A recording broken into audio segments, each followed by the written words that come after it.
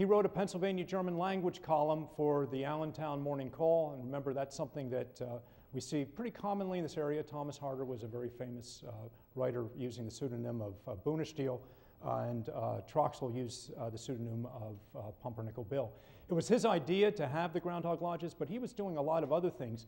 One of the things that fascinates me that he was doing was presentations of Pennsylvania German culture.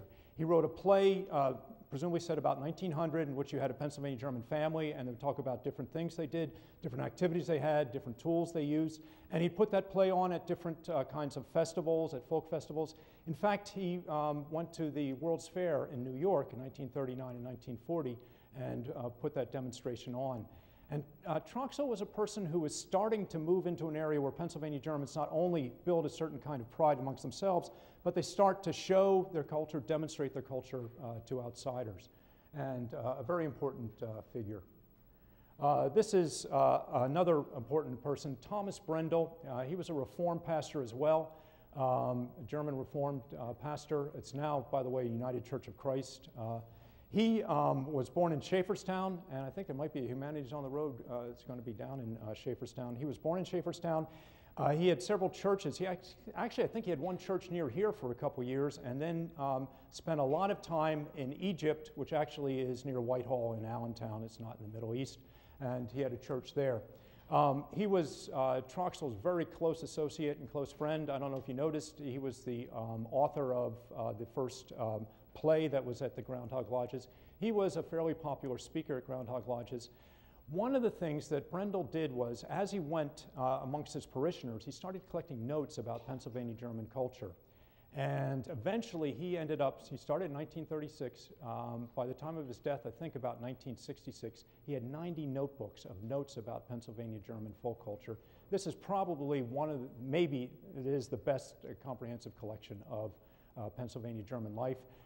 Those notebooks now are at Historic Schaefferstown in a vault that Historic Schaefferstown Incorporated has. So a very important resource, a very important person in Pennsylvania German studies. And this is a man named Clarence Rawn. I think I mentioned him before, a Reformed pastor. He was born in Temple, right outside of Reading. He went to Albright College, and actually to my current institution, Kutztown, back when it was Kutztown State Teachers College. Apparently he spent about a year up in Allentown during World War I working with soldiers, and at that time he got a feeling that war was terrible, and the only way to stop war was through religion, and so he decided to become a Reformed pastor. He had about 6 or 7 what are called Union churches in this area, up in Kempton and Nutropoli, up in northern Berks and northern Lehigh County. For those of you who don't know, a Union church is where the two major liberal denominations of Pennsylvania Germans, the German Reformed Church and the Lutheran Church, share one building. And some Sundays you have a Lutheran, every other Sunday maybe a Lutheran comes in, or maybe at 8 o'clock the Lutheran, and then at 10 o'clock the Reformed, or the other Sundays you have the Reformed come in. Rawn was oftentimes seen as the quintessential kind of speaker. And from everybody I've talked to said the Rawn's secret as a speaker was to be very humorous, but to have a message, to have what Rawn himself called a text. And I showed you a picture of Don Breininger. He's probably one of the current most popular speakers at this point. He actually is a protege of Rawn. Rawn, I think, was the pastor of his wife's church.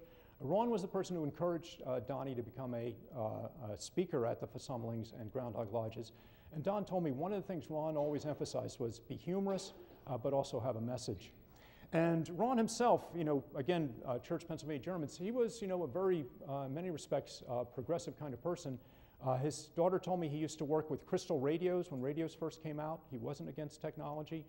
To the end of his life, he was always using the most up-to-date technology to record his talks. And in fact, we have quite a good set of audio recordings of his talks because he did this. He was in many respects progressive. And this kinds of story, this kind of down-home humor, I have one favorite Rawn story I always like to tell that he told at Versammlings. He felt, certainly things in the past were good, but things in the present were good, and he certainly felt old people had a lot of knowledge, but he said he could learn from young people. And he told the story about ice fishing. And he said one time there were 3 elderly men, maybe in their 60s or 70s, and they went ice fishing, and they dug their hole, and they dropped their line, and they couldn't catch anything. They couldn't catch anything. dropping, couldn't catch anything. They look about 30, 40 yards away, and there's a young man, 13 or 14 years old, and he's dropping a line, he's pulling up a fish. Drops a line, pulls up a fish. He's catching all these fish. And these old guys are looking, you know, what's that young guy doing? So one of them wanders over to the young guy and says, "Excuse me, young fellow, we've been fishing all day, we haven't caught anything, we see that you're always catching. Can you tell us what you're doing?" And the young man looks back at him and mumbles something. And the old man says, "You know, I'm getting hard of hearing, I can't quite hear you, could you say that again?" And the young man spits, "You have to keep the worms warm." Well, it's this earthy kind of humor, but you can learn from the young. The old, you know, old don't know everything. Sometimes to catch the fish, you have to do things which are common and earthy. That was Ron's style, and maybe later, oftentimes I find in a place like this, people have stories about Ron. One of my favorite stories is somebody, after I talked about Ron once, somebody came up to me and said they had a Ron story. A woman came up to him after he gave a service. He was a very popular minister, and she had a cold, and she said, "Reverend Ron, could you come for lunch after service?" And Ron said, "I'd like to, but what hand do you cook with?"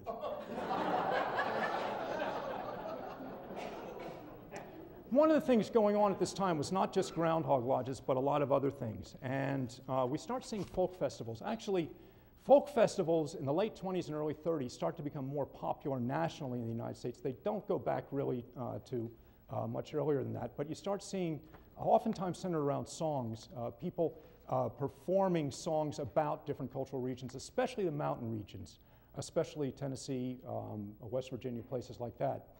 But what the Pennsylvania Germans were doing, they picked up on this idea of singing, but then they also wanted to display their culture. And here we have the first annual Pennsylvania Folk Festival.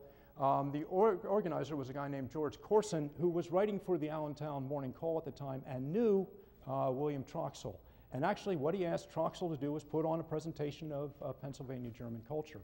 And what I'd like to do, if you don't mind, is just read some of the events that were going on in this area, both from outsiders and insiders, that were really highlighting Pennsylvania German culture, because in the 1930s there was a real kind of blossoming.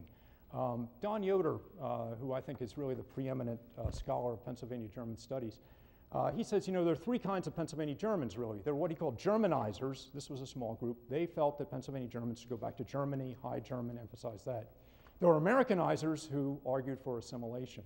In the 1930s, he said there were the dialectizers, and these were people who wanted to be American, but they wanted to preserve the dialect. And I think if I start reading what happened, you'll see outsiders got interested in Pennsylvania Germans. The Pennsylvania Germans themselves started building pride and started developing activities like the Groundhog Lodges, the Versammlings, but a lot of others as well. In 1928, a guy named Clarence Jobst wrote a play, and the translation is A Quart of Milk and a Half Pint of Cream. This was one of the first plays written in the Pennsylvania German language, and it was immensely popular. He performed it at Emmaus High School, which is just outside of Allentown, and then other high schools started performing it, and then other people got up the idea, let's start writing Pennsylvania German plays. Let's start writing plays in Pennsylvania German. Before then, there had been some translation of English language plays. I think a couple things by Shakespeare had been translated. Pinafore, Gilbert, and Sullivan had been translated into Pennsylvania German, but now we had Pennsylvania Germans actually writing their own plays, and by the late 30s, we had contests about Pennsylvania German plays. 1929, the House of the Miller, which is a house in Millbach in Lebanon County, was stripped out by one of the DuPonts, whoever guy had a lot of money, and it was set up in the Philadelphia Art Museum. And this was called the House of the Miller. That room is still there if you go. But 1929, that was one of the most popular exhibits of Pennsylvania German culture. And what DuPont did was get together, it was really a guy named Downs, who was the curator, get together different Pennsylvania German articles, different Pennsylvania German artifacts, and display them. And Pennsylvania Germans started thinking, you know, outsiders are starting to think we're cool. They're starting to think we're cool, but outsiders are starting to pay attention to us. In 1933, a person who was part Pennsylvania German, a man named Cornelius Wygant, wrote a book called The Red Hills. Wygant was a professor at the University of Pennsylvania. I think his mother or grandparents were Pennsylvania German. He used to come up to Pennsylvania German country. A very popular travel book. And again, what he did, he romanticized, but he praised Pennsylvania Germans. Outsiders get interested in them. 1934, we have the first meeting of the Groundhog Lodges. 1934, also, the Metropolitan Museum in New York mounted a major exhibit of Pennsylvania German decorative arts. And now Pennsylvania Germans are starting to think, you know, Rockefeller's starting to collect their stuff, Ford's starting to collect their stuff, DuPont's starting to collect their stuff. You know, actually, maybe we aren't dumb Dutch, you know, maybe we are people that outsiders want to see. And then they're also starting to do things like display their own culture for these outsiders. 1935, Preston Barba, who was a professor at Muhlenberg College, started a column in the Allentown Morning Call called Es Pennsylvanische Eck, the Pennsylvania German Corner. And this became a very popular column. I think he wrote it for about 30 years. This is a great source of Pennsylvania German culture. He would find different writers and then highlight them in this column, and that became something very popular. 1935 was the beginning of the Pennsylvania Folk Festival, and a very strong, there were other groups, but a very strong Pennsylvania German contingent there. 1936, there was a split off, or a group of more academic kind of people formed a society for studying Pennsylvania Germans called the Pennsylvania German Folk Culture Society. There was the Pennsylvania German Society, which was founded in 1891, but there was a split off of people that were probably more academically trained, and they formed their own society, and they published a monograph, a book every year until they joined back with the Pennsylvania German Society, I think in 1966. But that was 30 years of a society publishing a book. Meanwhile, the Pennsylvania German Society is also publishing a book. 1936, that's when Thomas Brendel started collecting all these notebooks about Pennsylvania German culture from the people that he's seeing. He had been collecting before, but 1936 is when he really seemed to self-consciously start these notebooks. And then 1937, a man named Gilbert Steiner did a radio program in the Pennsylvania German language. And what I'm trying to show you is this Groundhog Lodge movement was more than just Pennsylvania Germans. It came out of a broader American movement, but it also came at a time when a lot was going on besides the Groundhog Lodges. And there was a real, I think, revitalization of Pennsylvania German culture. And I think that really is something which continues on to this day. And here we have another local folk festival at Allentown High School. And this is Pumpernickel Bill was at the World's Fair, and this is a program for his performance at the World's Fair. And one of the spin-offs after the war, things kind of went into a hiatus during World War II. After the war, what you start seeing is more organized kinds of folk festivals. And this was one at Hershey Park. Again, using this model that Troxel had developed of having people display their culture for others. This was very popular. I think it went on till about 1980 or so at Hershey Park. And then the kind of granddaddy of them all was the Pennsylvania Dutch Folk Festival at Kutztown. All right, well, back to our Groundhog Lodge. I want to talk a little bit more about what goes on in the lodges. And here we're taking the oath to the groundhog. You notice the hands are cupped like this. One question that might come up, why all men, why a lodge? A lot of the early founders of Groundhog Lodges were Masons. And I think what they were doing, it's kind of a humorous play on Masonic ritual, but I think they're using this idea of having a men's fraternal lodge as something which they'll use as a model. Even today, number 1 talks about degrees, and I know they're up to the 7th degree, and I think Masons have 30 or 33 degrees or something like that. Well, every year is a new degree for the Groundhog Lodge. That noose there, that's for Punxsutawney Phil. They want to be clear that their groundhog is going to make the right prediction. Punxsutawney Phil is going to get it wrong. And oftentimes there's these humorous themes, as Keith pointed out, going on in these meetings. Here we have the rod, the board, of number 1 taking the pledge. Carl Snyder, I should mention, unfortunately passed away, but a very active person in the Groundhog Lodges, and much of the material I have here I have to thank for Carl. And here's a more recent picture of the rod and Mr. Groundhog behind them. These are the leaders, the overseers of Lodge number 1. And here we have Leroy. Do you want to stand up? We have Leroy right here. There's his band. There's always music and entertainment, and usually humorous, very good. During World War II, number 1, not all the lodges, but lodge number 1 in Allentown felt that it wasn't fair that they would have fun and enjoy things while their brothers, sons, fathers were fighting. And so they actually held, I think they just didn't hold the meeting for 2 or 3 years. And what they sent out was this broadside, and they kind of hope Hitler's done for by the time the next year comes around. But you can